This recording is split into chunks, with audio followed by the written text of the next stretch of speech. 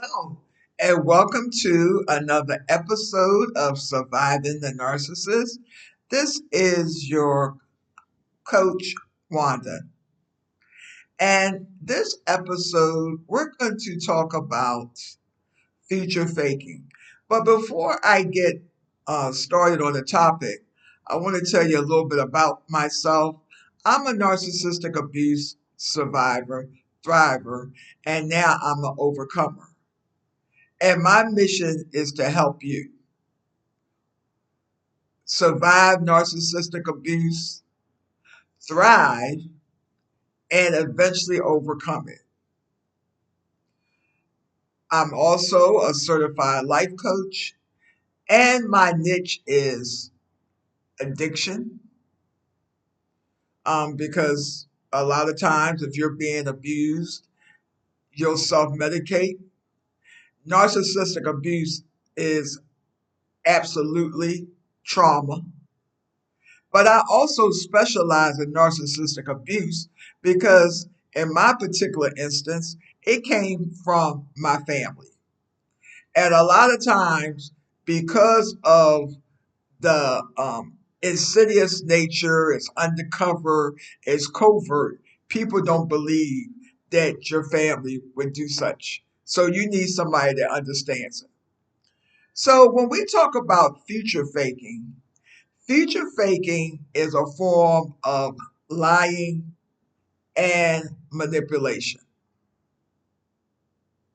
because narcissists lie, they manipulate, but future faking is a different type of manipulation. So when we look at future faking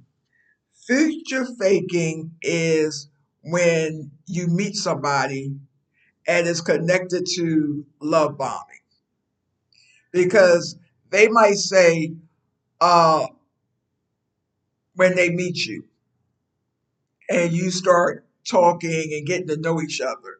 And that's why you have to really be careful with the information that you share with people in general. Because when you first meet people, you don't know them, period. So you definitely don't know that they're a narcissist and that their mission is to steal, kill, and destroy. Because we do look at narcissism from a spiritual, professional, and personal perspective. And they gather information. So when you meet somebody, you might say, if it's a romantic relationship or prospective romantic relationship, you might say, well, um, you know what? I always wanted to travel. And they'll say, oh, you know what?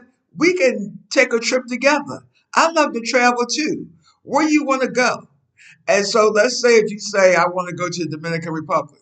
Oh, you know what? We are going to go to the Dominican Republic next year. So that's one piece of information. Oh, then you give them another piece of information. Oh, you know what? I like my apartment, but my apartment is too small. I'm tired of being in an apartment. And so, because you gave them that information, when you start going out, you might start taking rides to really nice neighborhoods. And then you might say, oh, you know what? I wish that I could live in a neighborhood like that. And they say, you know what? We're going to save our money and we're going to move and we're going to live in a neighborhood like that. And so it's a kind of it's a manipulation because they use our or the target's hopes and dreams and desires to hook us. And once they realize that they have us hooked, they might keep stringing you along. It's almost like as targets, we were the victim of a smear campaign. But And we were the victims of a smear campaign, but the smear campaign might just be saying negative things about you or smearing you. Whereas future faking is the same, but you really believe that they're going to take you on the trip. We're going to go on the trip to Dominican Republic. We're going to move out of an apartment. So they really have you strung along that you really believe in.